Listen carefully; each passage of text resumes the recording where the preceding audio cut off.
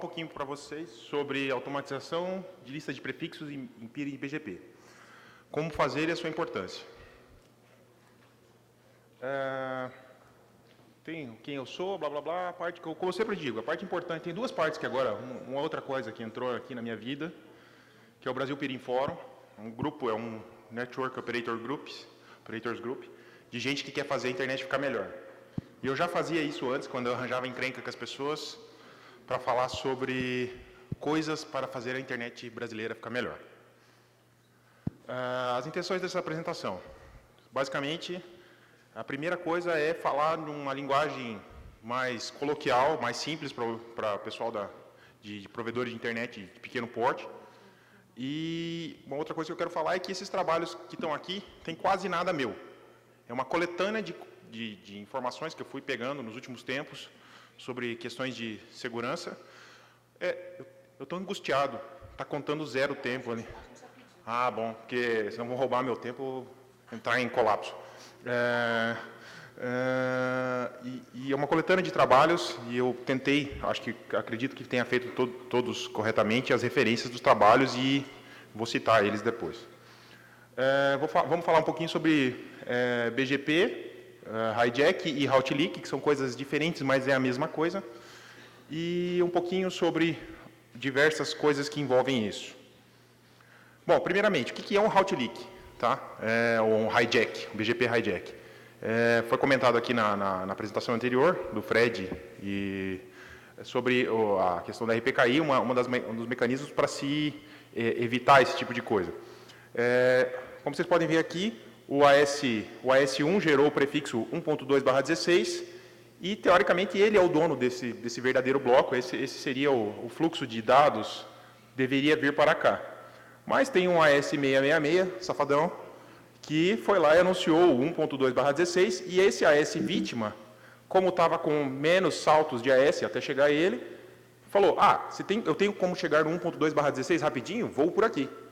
Pronto, sequestraram o bloco, ou isso pode ter sido de uma maneira maldosa, ou pode ter sido um erro. E a gente não consegue diferenciar uma coisa da outra, porque para resolver as duas é da mesma forma. Esse slide aqui é de uma apresentação do Ítalo na GTS em Foz do Iguaçu. Um cara sintetizou muito sobre segurança de roteamento, falando sobre o manners, falando sobre RPKI. Gostaria que vocês assistissem essa palestra, foi muito legal. Tá? Bom, casos recentes que afetaram o Brasil, e eu acho que vou tentar comentar alguns aqui. Uns eu não fiz questão de não colocar para evitar alguns transtornos, mas a gente teve um caso do AS... me fugiu o número agora, mas foi um AS que sequestrou aqui no Brasil o 888, e isso impactou basicamente todo mundo que estava no X, tá? E foi um caso bastante grande. Isso aconteceu em 2017, em outubro de 2017. Em abril desse ano também teve um outro caso, que foi um erro de configuração, e esse erro de configuração impactou também todo mundo que estava no Brasil, e até redes fora do Brasil. E assim, eu acho interessante, a gente tenta ler alguns artigos sobre isso, e é muito interessante o título desse cara aqui, BGP Hijacks, maldade ou erro, né? Maldade ou equívoco. Então, ficam aí as referências para vocês darem uma olhada, mas assim, esse aqui foi um caso, eu até conversei pessoalmente não, por Telegram com a pessoa que fez isso, ele reconheceu um equívoco, mas é muito interessante dizer que não existe equívoco de um erro de uma pessoa só. Tá? Se o cara errou os filtros dele, deixou subir os prefixos, o cara que estava do lado de lá e engoliu aqueles prefixos, também cometeu um erro. Tá? Esse aqui é um caso bem recente, tá? Que foi dessa main one, que vazou uns prefixos do Google e afetou toda a infraestrutura do Google, direto ou indiretamente, os prefixos paravam na China. Daí os caras falavam assim, a China está dominando o mundo. Não, gente, foi só um erro que acabou batendo por lá. Mas a culpa não é da China. Tá? Acabou batendo na China Telecom, mas não é culpa deles. Aqui tem uma referência muito legal, que é esse Thousand Eyes, que é um site que o cara, um blog que o cara fala sobre análise de segurança na internet, principalmente voltado a BGP. É muito interessante de se acompanhar. Além desse site, um que é o mais comum de se acompanhar todas essas questões é o BGP Stream, tá? Tocado pela galera do BGPmon também. E, cara, você consegue ver todo tipo de leak, todo tipo de hijack, ou possível hijack, ou simplesmente erros ou mudanças de tabela que não são justificadas, estão aqui. É um feed que vai atualizando automaticamente, e quando a gente vê, opa, esse aqui é do Brasil. Você bate o olho, você conhece e fala, opa, tem coisa errada. E isso é muito legal, porque a gente vê pessoas que observam esse tipo de coisa e fala, pô, eu conheço esse cara. Ou ele fez alguma coisa errada, ou alguém está fazendo alguma coisa errada com ele. Vamos tentar ajudar. Isso é muito importante. Eu acho que talvez seria uma coisa que, se fosse mais fomentada, a gente precisaria lançar menos mão de tanto apetrecho para a segurança, né? Dedo gordo versus má fé. O que é o tal do dedo gordo? Não sei se vocês já assistiram um episódio do Simpson, onde ele engorda para poder fazer home office, e ele vai tentar discar no telefone, ele aperta no teclado assim, seus dedos são muito gordos para fazer a discagem. Dedo gordo é o cara que cometeu um erro. Aí eu vou fazer uma pergunta aqui. Por favor, eu gostaria que quem trabalha há mais de 2 anos com BGP de um nível médio e que nunca cometeu um erro, você, por gentileza, puder levantar a mão, aí eu gostaria de... Não, né? Não tem. Não existe. Se existe, manda aí que a gente vai analisar a sua vida pregressa. Uma coisa que eu aprendi, alguns colegas comentaram, assim, ó, foi o Ayub que comentou isso aí. Nunca, se existe qualquer possibilidade de ser um equívoco, só deixe para pensar que é má fé no último caso. Porque o cara pode ter cometido um equívoco. E aí você acusar o cara, você vai, além do cara estar nervoso do lado de lá porque alguma coisa errada está acontecendo, ele vai ficar agressivo com você porque você está acusando ele. Então, tem que buscar a solução. Depois de ter solucionado o problema, aí você vai analisar o que aconteceu para evitar que isso aconteça de novo. Detalhando um pouquinho mais o que é leak e o que é dedo gordo, o que é hijack, né? O erro de configuração, um dedo gordo pode ser não necessariamente seu, pode ser uma falha de software, tá? O Cisco, numa determinada versão, tinha, quando você fazia um determinado match no routmap, ele não considerava e passava as rotas para cima, e dava mó bafafá. Interessantemente, tem uma outra fabricante chinesa que tem exatamente o mesmo bug, não sei porquê. Tem o hijack é quando o cara faz isso por maldade, tá? E aí o cara, atendendo o pedido do Frediano, é o cara safado, sem vergonha, salafrário, né? Esse cara é safado mesmo, e esse tem que apanhar. O cara faz alguma coisa, o ataque dirigido, a gente teve caso de sequestros dos prefixos do Sicredi, que aconteceu no X, teve os casos de sequestro dos prefixos do Santander, acho que todo mundo está lembrado disso aqui acontecendo nos últimos meses aí, né? E tem um outro caso aí, que são os poceiros de IP. E eu não sabia quanto isso aqui estava acontecendo, e eu estou assustado, cara. São supostamente prefixos não alocados, que estão na reserva, estão no estoque, e o cara fala, ninguém está usando pau. Anuncia como dele, vai embora, e cara roda ano com aquele prefixo dele, entrega para os... Cara, tua festa vai acabar, mano. Tua festa vai acabar que o RPKI vai te pegar. Mas vai levar um tempinho, mas nós vamos te pegar. Tá, o que você tem a ver com isso? O que você tem a ver com hijack? O que eu tenho a ver com isso? Eu sou um pequeno ASN lá de não sei de onde. Bom, vou fazer uma pergunta. Você gostaria de ser acordado às 3 horas da manhã porque alguém, em algum lugar do mundo, foi fazer um rearranjo de rotas, por exemplo, lá em Nova York, e sequestrou o seu prefixo sem querer, deixando todos os seus clientes infelizes, os amiguinhos dos jogadores de LOL ligando, não estou conseguindo acessar, não é legal, né? Vocês não iam gostar. Outra coisa, você também não gostaria de ser acusado de incompetência, porque você foi fazer alguma coisa de negligência e cometeu algum equívoco e sequestrou o prefixo de alguém, certo? Tem eu tenho para mim 2 regras de vida em comunidade.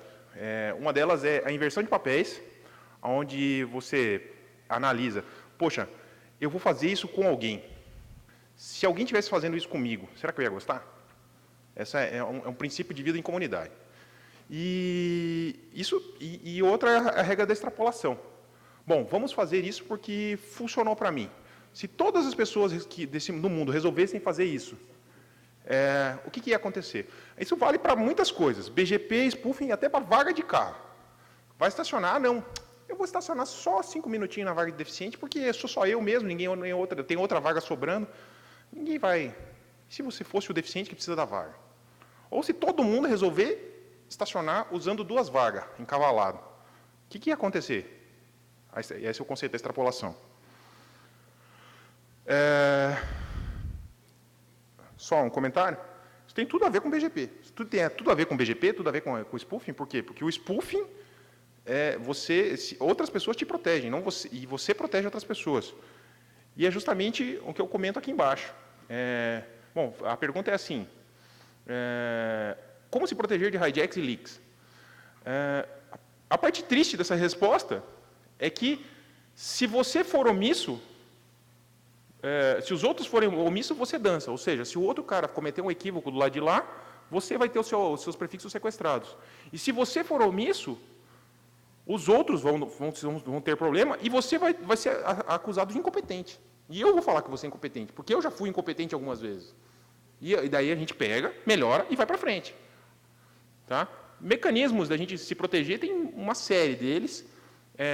Alguns são bons, alguns não são tão bons, alguns não estão muito disponíveis para nós, alguns estão sendo, acho que o Bertoldo vai comentar um pouquinho sobre isso, está sendo acusado, está sendo levantado que vai gerar um peso muito grande, que é o caso do BGPsec. Vamos tentar detalhar um pouquinho sobre a questão de filtros de BGP. Tá? Tive assistindo uma palestra do Job e eu achei isso aqui perfeito. A gente já, na verdade, fazia isso e a gente não tinha uma metodologia definida para isso. Mas, basicamente, aonde que você vai colocar os teus filtros e em que direção? Existem, basicamente, 2 tipos de filtro, o eBGP e o IBGP. O IBGP é de você com você mesmo, um roteador de borda com outro roteador de borda, um roteador de borda com um agregador, e filtros de entrada e filtros de saída. Filtros de entrada de eBGP é o que você vai engolir. Você vai aceitar para colocar na tua RIB e, de repente, na tua FIB também. E o filtro de saída de eBGP é o que você vai anunciar. Bom, vamos seguir um pouquinho. Algumas proteções que ajudam para caramba, mas não resolvem o problema com relação aos leaks. A primeira dela é o número máximo de prefixos. Também plagiei do Job Snyder esse trecho da apresentação, onde aqui um amiguinho abraçando o outro, olha só, eu coloquei um número máximo de prefixos e quando começou a vazar, a sessão caiu, agora a gente está feliz. Não. E a gente lembra disso, acho que lá nos idos de 2010, era muito comum isso acontecer no IX São Paulo. 2010, 2008, por ali. O que acontecia? A hora que o gatilho... E aqui tem umas... Cara, eu não sabia que tinha tanta ciência por trás desse negócio dos números mais prefixos. Se ele vai ser pré-filtrado ou pós-filtrado, é um negócio bem complicado mesmo. Mas o fato é o seguinte, a hora que ele bate, o gatilho de máximo de prefixos bate, ou seja, eu estou acostumado a anunciar 4 prefixos, e de repente eu estou vazando 200 mil para cima do meu peer, se eu botar um teto de 1000 prefixos, aquelas 994 prefixos que já vazaram, vão fazer uma bagunça lascada para outras pessoas. Então, isso ajuda, é uma segurança extra, mas não resolve o problema. Outra questão que ajuda pra caramba, muito mesmo, são as expressões regulares do ASP.NET. Tá? Aqui, cara, não é o foco da apresentação, tem um trabalho, acho que talvez, na minha opinião, sinceramente, a melhor apostila em português de BGP, que eu já lidei, que é a apostila do Rinaldo, e tem uma seção muito legal sobre expressões regulares para ASP.NET, tá? Então, recomendo para que vocês deem uma olhada. Mas... o que você vai fazer? Você vai olhar para o ASP.NET e vai definir coisas que te protejam de anunciar alguma cagada ou engolir alguma cagada.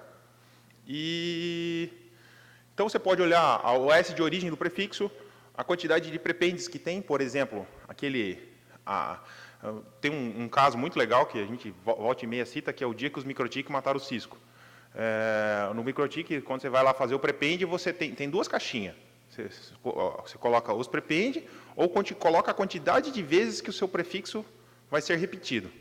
Aí o cara tinha um AS tipo 20 mil e tarará, sei lá quantos, e ele colocou para prependar 20 mil e tantas vezes o AS dele. O que deu? O tamanho do prefixo em memória, que ocuparia XK, passou a usar megas e derrubou a memória de todos os roteadores que estavam aceitando aquelas rotas. Então, o que acontece? Você bota um filtro de expressão regular para falar assim, eu aceito até no máximo 5 prepends e o resto eu jogo fora. Por quê? Porque um cara que está botando mais que 5 prepends está fazendo cagada. Ou fazendo alguma coisa muito feia também, né? Então, outra questão que você pode fazer é o número máximo de saltos de ASN. E, cara, dá para fazer chover. Só que tem um probleminha. Expressões regulares, lógico, isso depende do sistema operacional, depende de muitas outras coisas, mas expressões regulares costumam ser monothread. Eu, pessoalmente, nem sei se tem alguma que não seja monothread. Se você rebuscar demais para a expressão regular, fazer muita combinação de caracteres especiais e tal, cara, e você está recebendo lá muitas rotas num roteador de capacidade de CPU pequena, ele vai espancar a tua CPU, mano. E você não quer que isso aconteça. Então, ok, fazer filtros de expressão regular é bom, mas se você apelar, você vai ter problema. Então, é tipo sal na comida. Botou demais, ficou ruim. Não botou, ficou ruim também. Uma outra questão que eu acho que talvez seja a matadeira aqui, que é a questão do ASPET, que ele é reescrevível. Ou seja, eu pego uma rota de alguém, reescrevo, coloco só o meu AS e anuncio como meu. Ou seja, eu posso mentir, eu posso dizer que aquela rota que eu estou anunciando eu aprendi do Google. Eu posso dizer que eu aprendi do Google o 888/24. Ou seja, isso é confiável? Absolutamente não. Então, a gente não pode levar isso como a solução dos nossos problemas. E aí a gente cai nas listas de prefixo, que eu acho que a gente tem muita coisa para bater em relação a isso.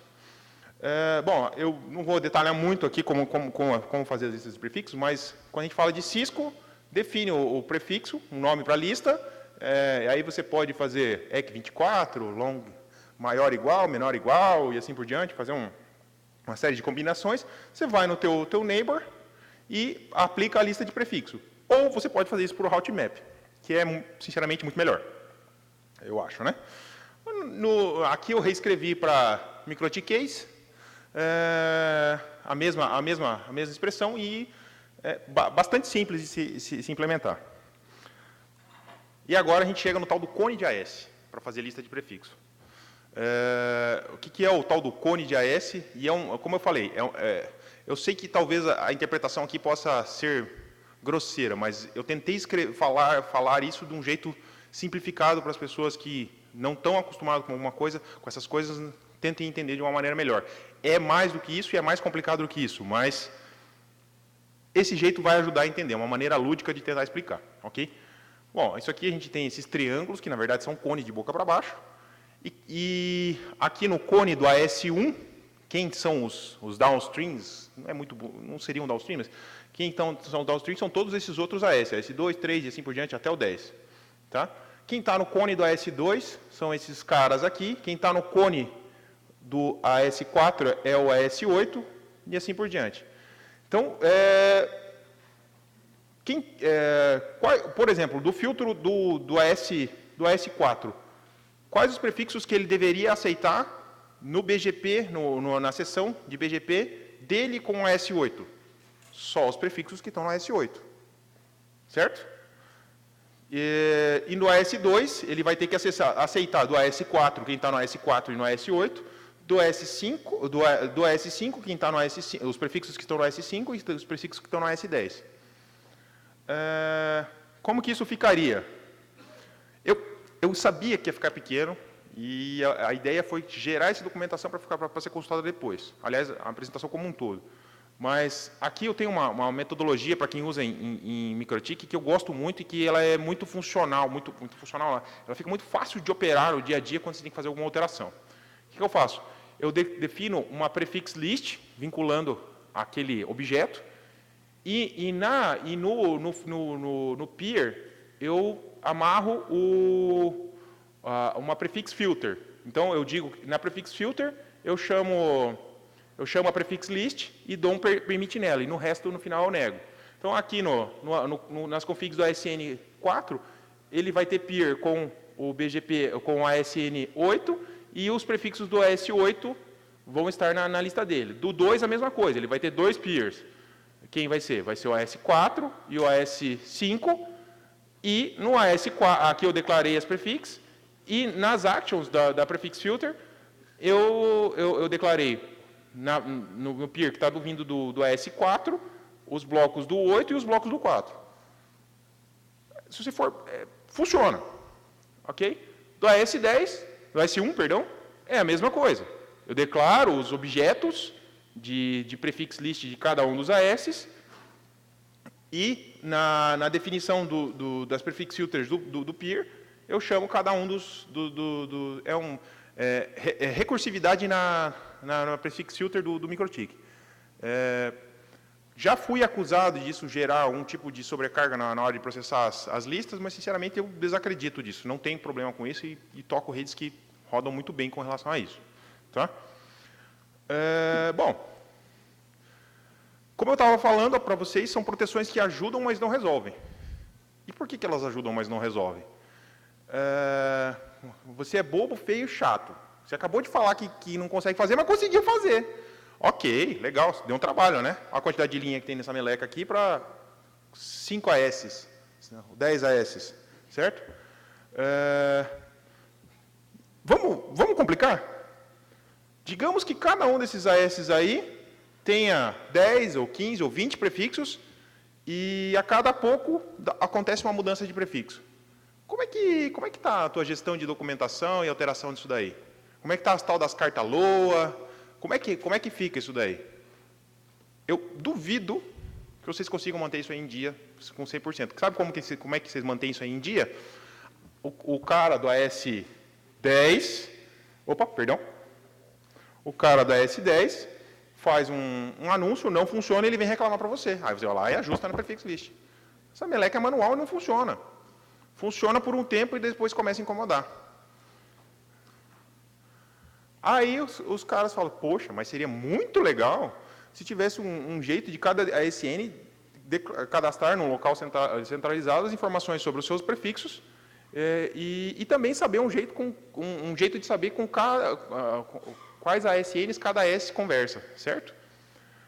Aí dá para tentar automatizar. Bom, é o seguinte, minha gente, a gente está em 2018, essa meleca foi inventada há quase 30 anos atrás e já existe. É o tal do IRR. Aqui é uma apresentação do Herbert,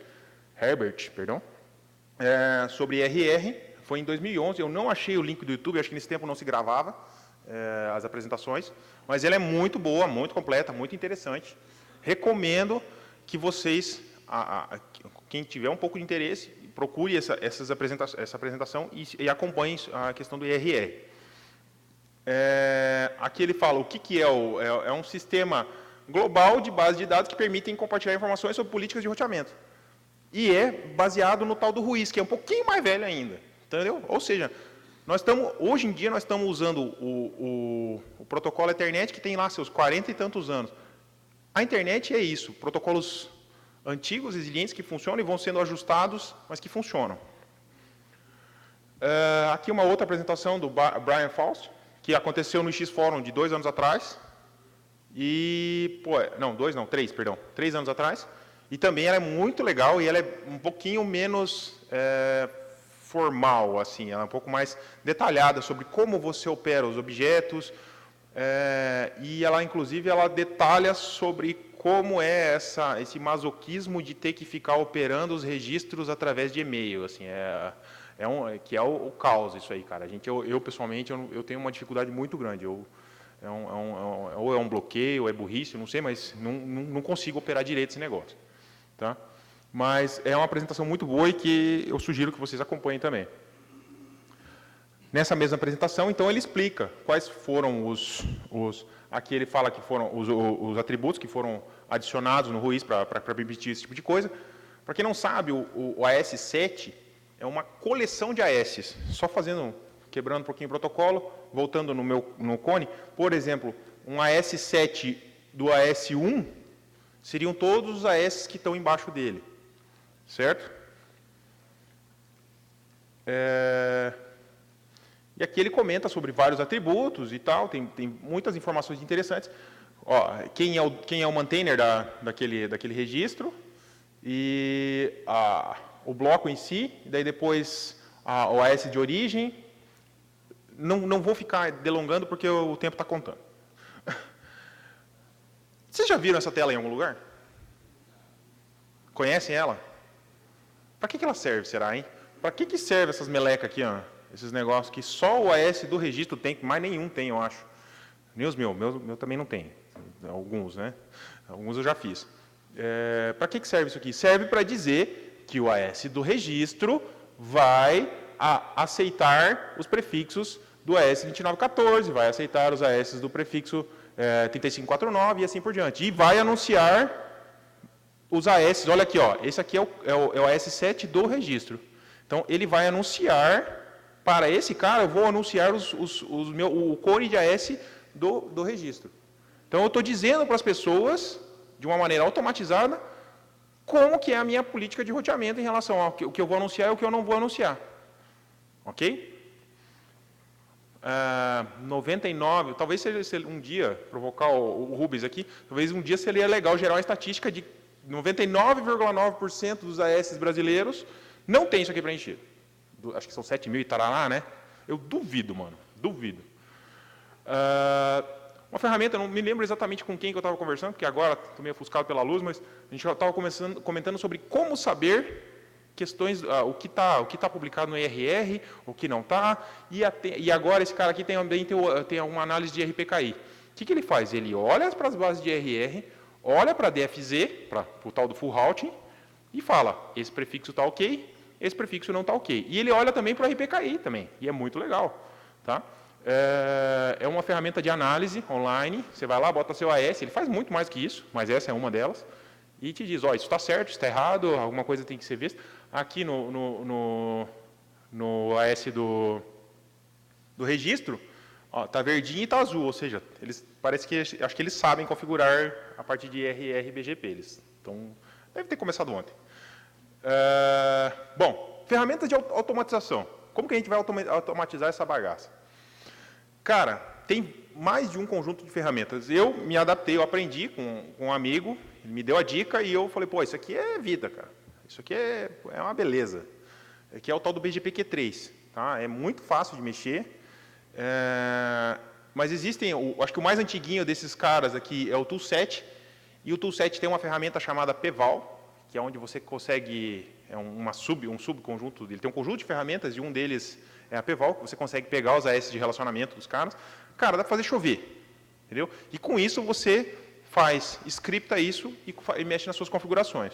Mais uma vez, eu estou plagiando a apresentação do Herbert aqui. Olha só, esse cara escreveu isso aí em 2011, gente. Isso aqui é de 2011, é isso? Estamos aqui em 2018. E é excelente. Existem operadoras de trânsito Tier 1 que só operam por IRR. Algumas usam a tal das cartas LOA, mas algumas só operam por IRR. Ferramentas de automatização para BGP-Q3. Isso aqui está lá no site do GitHub deles. Você vai lá, dá um clone no repositório, manda executar e está funcionando. Simples assim, mole, tá? Como que seria, aqui o AS que de exemplo deles é o tal do Eltel. Quais são os prefixos? Você vai lá e dá um BGP-Q3 -A, L, Eltel, um número, ou podia ser minha lista de prefixos, o nome aqui, o número do AS, e ele cria a lista de prefixos para você vai aplicar no Cisco. Ah, mas é no Cisco? Poxa, mas eu uso o Juniper. Não tem problema, você bota um J aqui, ó, e ele já cria a lista de prefixos no modo de policy. Ah, não, mas eu quero no modo 7. Tem um menos sei lá o quê, só olhando a documentação, e ele já coloca no modo 7 para você também. Lindão, lindão. Aí, qual que é a próxima pergunta que vocês vão fazer? Mas e o Mititique? Tá, eu fiz a minha gambiarra, mano. E funciona. Tá? É a minha gambiarra, funciona, mas pode ser melhorado. E se eu fosse um programador, porque eu não sou, eu talvez até ia tentar mandar isso lá para ser adicionado ao BGP Q3. Mas o que acontece? Ele tem um formato customizado, onde ele tem variáveis, e eu botei essa... Eu fiz a query, passei o formato customizado, e ele me devolveu aqui eu gosto de pegar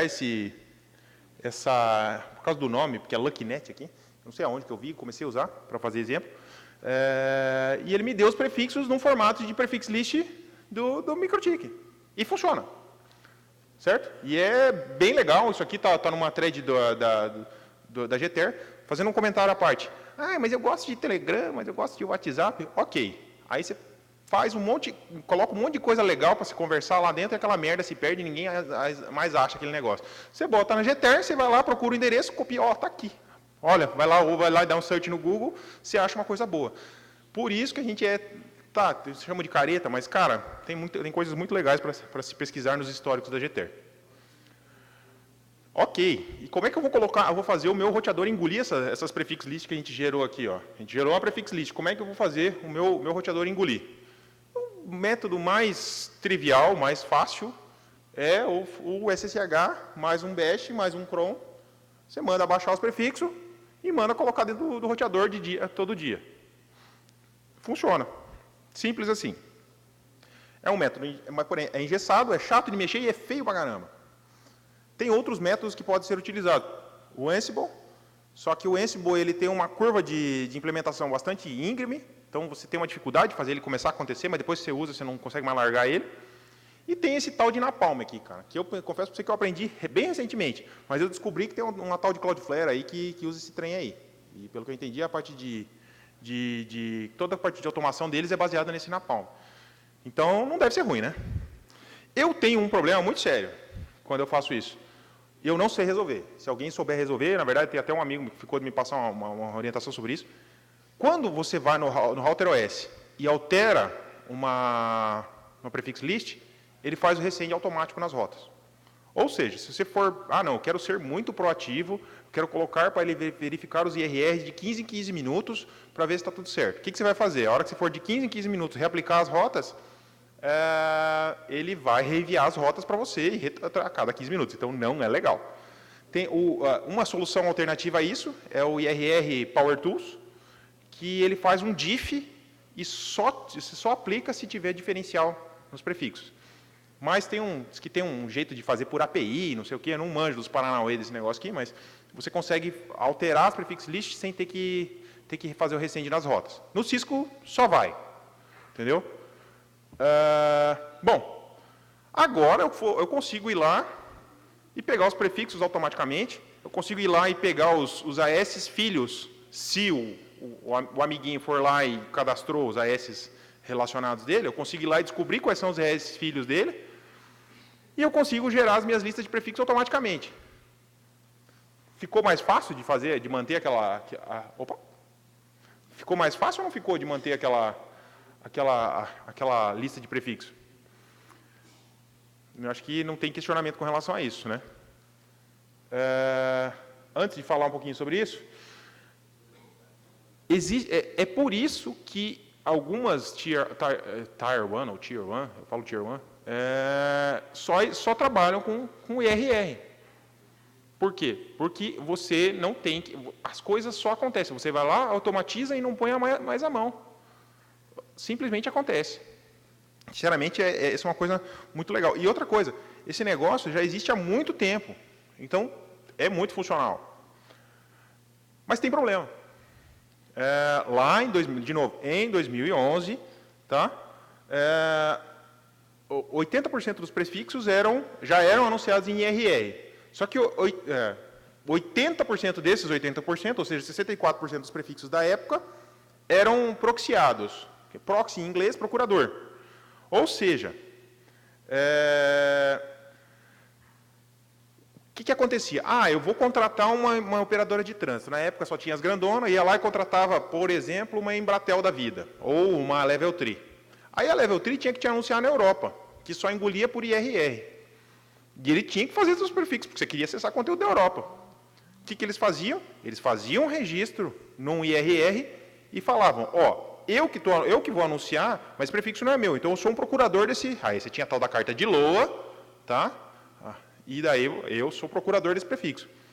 Isso foi gerando um lixo, mano, porque daí eu pego hoje Level 3, cancelo Level 3 e eu pego amanhã Embratel. Cancelo Embratel, pego amanhã a Cogent. E o que foi? Cada uma dessas fazia isso. Por quê? Porque o AS de origem foi preguiçoso e não fez o seu registro de IRR.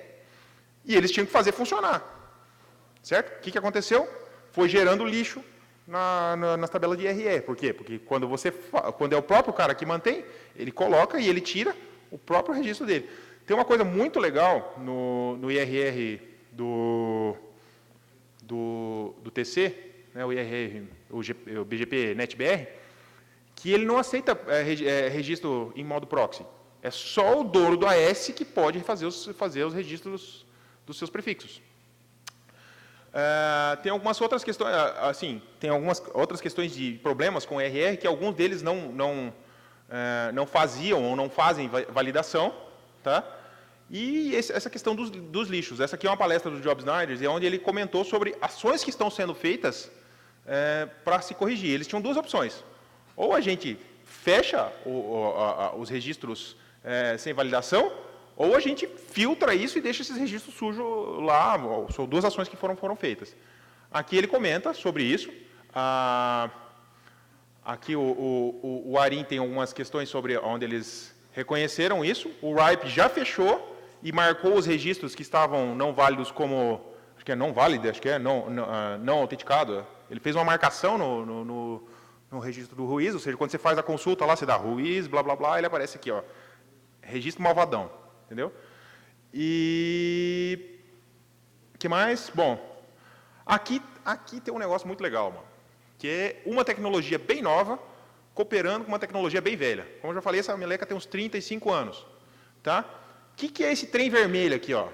Isso aqui são as várias bases de IRR, inclusive nesses três pontinhos aqui, um desses três pontinhos é o TC, tem a do RIPE, tem a da NTT, da RADB, assim por diante, tá?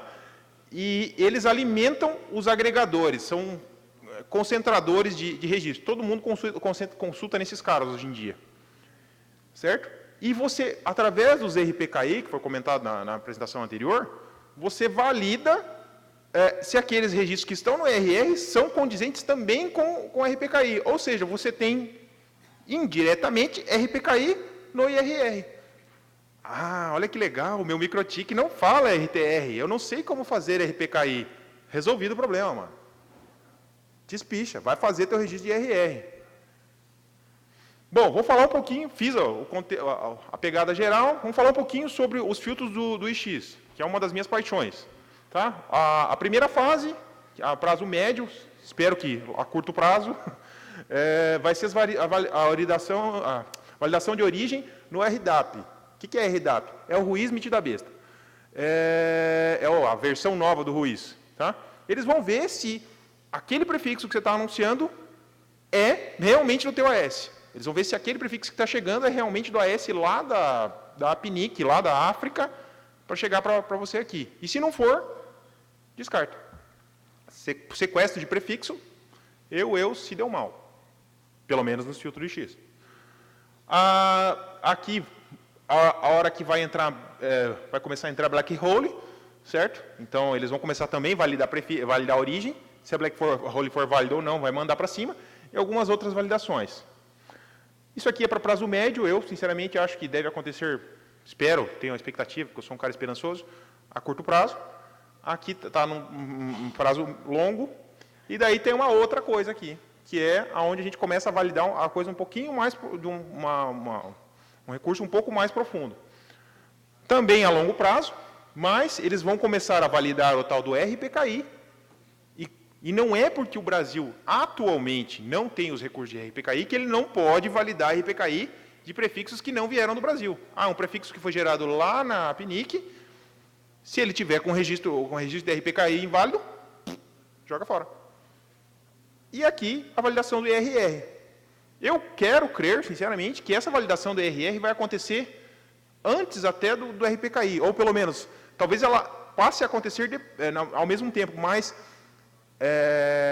o Brasil vai levar, a partir de agora, 1 ano e pouco, e 2 anos para ter o modelo de RPKI hospedado, que é onde a coisa vai acontecer, vai ter boom de verdade. Ou seja, a gente vai levar uns 3 para a coisa desenrolar. Eu quero acreditar que isso aqui vai ter que começar a ter validade antes disso. E eu estou feliz com isso. Bom, eu perguntei antes o que vocês tinham a ver com isso, e agora a parte 2 do que você tem a ver com isso. Se você é cliente de trânsito, só cliente, o que você tem que fazer? Faça seu cadastro numa base IRR. RADB, sinceramente, para mim é a melhor. Os caras são impecáveis. Tem um back-end excelente, um front-end excelente, um atendimento que é espetacular. Você manda, acho que foi o Índio ou o Godinho que falou, em 10 minutos a gente falou, ó, tem um cara que está com o meu registro aqui que não é meu de verdade. 10 minutos, recebeu o e-mail, puf, resolvido. Para os caras atenderem em nível global e responderem em 10 minutos, ele tem que ter muita gente. Muita gente são muitos salários. Muitos salários é muito dinheiro. Entendeu por que eles cobram 400 doletas por mês, por ano? Uma coisa legal é que se você usa o BGPQ3 sem especificar qual IRR de base que você vai usar, você está usando o RADB. Tá? O IRTool 7 também, se eu não estou enganado. E tem o TC. Cara, o TC é polêmico. Eu vou dizer assim, ele tem um excelente back-end, tem um excelente back-end e tem um ótimo back-end também. E é só que eu vou falar sobre isso. Ele é de grátis e ele tem um negócio que muita gente xingou ele, mas para mim é o creme do verão, que ele não aceita registro, não aceita procuração. Ou seja, só o dono do AS consegue fazer registro daqueles prefixos. E é muito bom isso. Por quê? Porque não gera lixo. Não gera lixo. Comentei com o Fred com relação à apresentação da RPKI, nós não temos lixo mais no RPKI, nós estamos saindo zerados, isso é muito bom. Você não tem legado para ter que tratar. Cadastre a sua routing policy no site do registro. Aquela estatística ia ser bem legal agora. E tem a segunda, o que você tem a ver com isso se você for fornecedor de trânsito. Primeiro de tudo, defina uma política de roteamento, tá? E publique ela, para não ter que ficar fazendo, alguém tem as communities da GVT? Alguém tem as communities da não sei quem? Que fica aquelas listas. Tem que estar no site, mano. Você vende serviço, tem que estar no site, tem que estar publicado isso aí. Tem que botar no Google, políticas e community do provedor speed não sei o quê. Pronto. Aqui, tenha suporte básico à community. Black hole, na minha opinião, se o cara não tiver black hole, não contrata. Se você vai contratar trânsito e o cara não tem black hole, não contrate. Cancela o contrato. O John Brown falou um negócio muito legal na apresentação. Se o cara não tem qualidade, ele não merece o dinheiro. Simplesmente não contrata o cara. Marque com as communities aonde você aprendeu aquelas rotas. Por exemplo, essa rota aqui eu aprendi no IX São Paulo. Essa rota aqui eu aprendi no IX do Rio Grande do Sul. Eu não quero mandar os meus pacotes pelo IX do Rio Grande do Sul. Quero que ele vá direto. O teu cliente vai lá e faz uma expressão regular no ASPet, nas communities, e não aceita. Pronto, resolveu o problema. Ele não tem problema de assimetria de roteamento. Utilize mecanismos automáticos de criação de lista de prefixo. E aplique com rigor filtros de EBGP e IBGP e exija que seus clientes tenham registro de IRR. E aqui é a parte que todo mundo vai me xingar. Ajude a fazer se necessário. E aqui nós temos uma missão. Nós temos que tentar ajudar a fazer o TC a ficar mais legal para a gente conseguir usar ele mais adequadamente. Eu sou burro, eu não consigo fazer aquele negócio funcionar, mas vamos todo mundo se ajudar, vamos mandar e-mail para o desenvolvedor, vamos fomentar, se precisar fazer vaquinha para contratar quem vai fazer, eu banco, ajudo a bancar também, mas vamos fazer o negócio ficar bom. E aqui, estou aberto a perguntas. Douglas, tem um comentário aqui do Christian David, ou uma ameaça. Ele diz que vai desenvolver a parte que falta para tirar aquela sua gambiarra.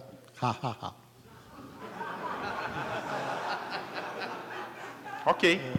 Então, enquanto o pessoal vai se animando a perguntar, tem um comentário meu da sua questão do desenvolvimento para o TC. O TC tem uma interface por e-mail, ela pode ser usada para criar um sistema de automação sem a permissão do desenvolvedor do TC. Tá? Ou seja, qualquer um pode mandar mensagens, e-mail e voltar, etc. Então, fora algumas questões específicas da parte de cadastro inicial, ou seja, essas só podem ser implementadas pelo TC mesmo, ter uma interface mais amigável é algo que dá para ser feito externamente, permissionless innovation, tá? Assim, ok, não, eu concordo com você, mas assim, pô, seria mais legal que houvesse uma colaboração mútua e eu falo por mim, e eu garanto que se cutucar aí, faz uma vaca, contrata um desenvolvedor, bota um tempo de 6 meses e ok, legal, o cara entrega para a gente. Mas tem razão, isso pode ser, inclusive, hospedado no mesmo site que hoje hospeda, se não me engano, é na Algar, que hospeda a ferramenta de automação. Tiago. Vamos lá. Douglas, Tiago Sete, da Nuitec. Parabéns pela apresentação. Obrigado. Muito boa.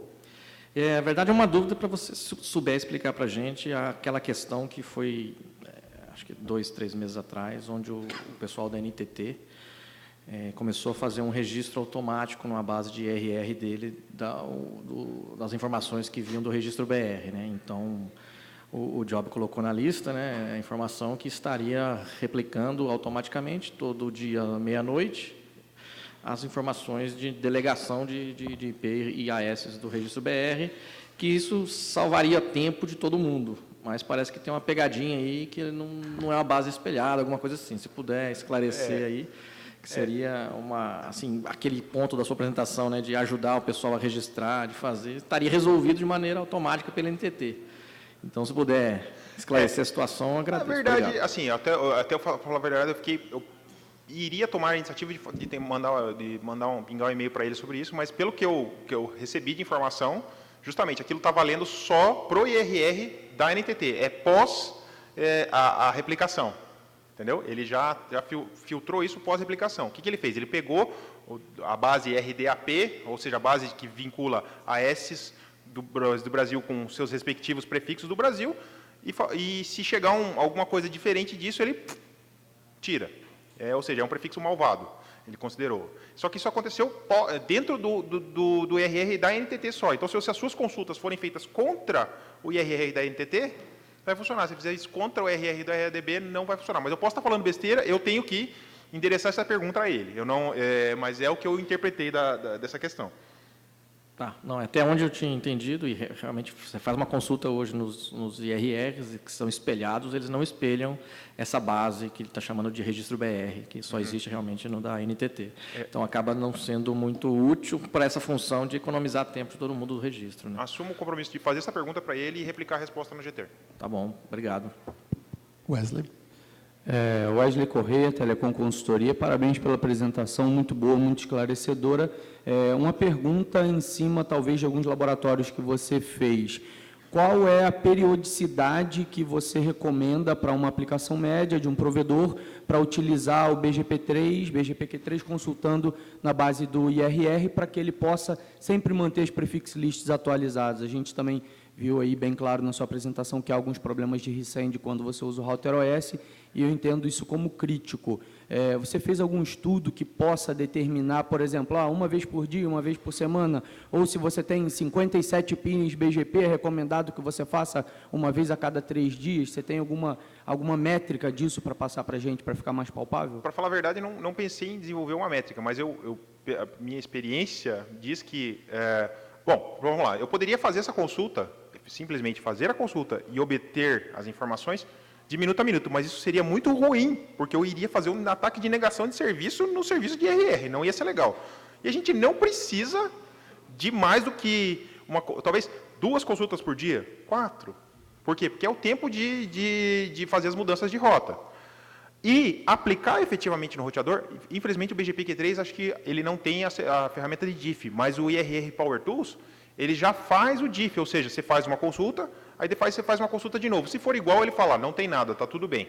Agora, se for diferente, opa, isso aqui está diferente, aí só então você aplica no teu roteador, o que é muito legal, porque você evita intervenções. Eu não usei dessa forma, eu tenho que botar isso em prática.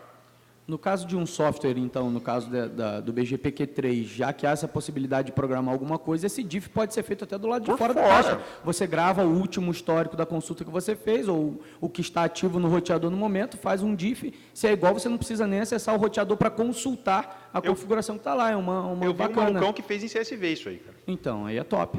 Então, Parabéns mas eu novamente. não Obrigado. fiz. Tiago. Oi, eu sou a Ayub.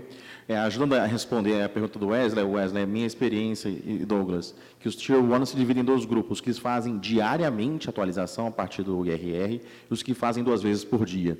Então, isso permite às equipes de ativação, às equipes comerciais, de atualizarem prefixos em um dia útil, uma ativação de um trânsito IP, ou de um novo prefixo do downstream do Tier 1, ou do downstream do downstream do downstream do downstream do Tier 1, ou seja, todo o cone dele é atualizado em pelo menos um dia útil. Então, já que os Tiers 1 conseguem fazer isso, acho que está no alcance de todos nós aqui também implementarmos essa solução. E é isso que eu queria sublinhar da tua fala. Temos nessa sala grandes operadoras de rede de trânsito IP, grandes redes importantes para o Brasil, mas muitos dos que estão aqui hoje ainda não utilizam o IRR. Então, por favor, sigam o caminho do Herbert e do Douglas, através de um único site que você pode atualizar no RDB, e um único script que você roda na sua caixa, você pode atualizar todos os prefixos, já com copiar e colar, com a sintaxe pronta para o seu roteador. Isso certamente é muito mais fácil do que você fazem hoje. Queria dar um puxão de orelha no AS 16735, que oficialmente tem um processo de 5 dias úteis para poder atualizar um prefixo, e a média minha que eu tenho como cliente indireta é de 3 meses. Leva-se 3 meses para atualizar um prefixo, e com isso todo o meu cone fica afetado. Então, não existe justificativa. Você fazer um login num site, colocar um cadastro, rodar um comando no Linux, copiar e colar no seu roteador, permitirá que a internet brasileira seja atualizada em prefixos em um dia útil. Uma meta fácil, está ao alcance de todos nós. Por favor, sigam os caminhos do Herbert e do Douglas. Obrigado. Só um comentário. É muito importante dizer que essa atualização de um dia ou 3 meses, ela é para anunciar e para desanunciar também. Por quê? Porque se eu deixo uma sujeira para trás, eu tinha um trânsito A, contratei um trânsito B, e o meu trânsito A, meus prefixos ainda estão sendo aceitos pelo A, isso permite que alguém lá no trânsito A faça um hijack. Ou seja, eu quero que saia, porque eu não quero que meus prefixos sejam sequestrados. Então, é muito importante que esse tempo seja ágil para anunciar e também para tirar. Só isso. Agradeço e concordo plenamente contigo. Carlos, un comentario. Excelente presentación, Douglas, me encantó, me gustó muchísimo.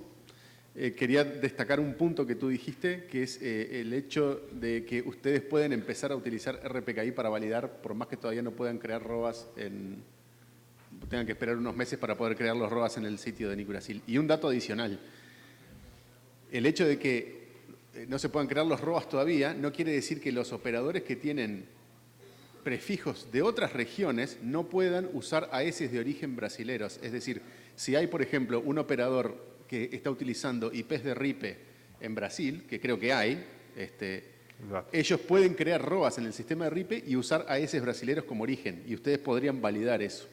Sí. Y último comentario, ya sé que estamos cortos, el software de validación, el de RIPE, lo pueden bajar libremente y lo pueden probar hasta en la laptop de ustedes si quieren, y tiene una manera de exportar una lista en separado por comas con todos los prefijos validados. Muito obrigado. Só um adicional aí. Quem quiser fazer uma consulta interessante no RADB, é só pesquisar por 200.128.0.0/9. Vocês vão ver que tem um fornecedor lá que diz ser upstream do Brasil inteiro, do espaço IP do Brasil inteiro, antes mesmo da criação do LACNIC, era o espaço que era alocado para o registro BR pelo ARIM, e esse proxy object está lá há algumas décadas e continua lá. Obrigado, Douglas. Muito obrigado.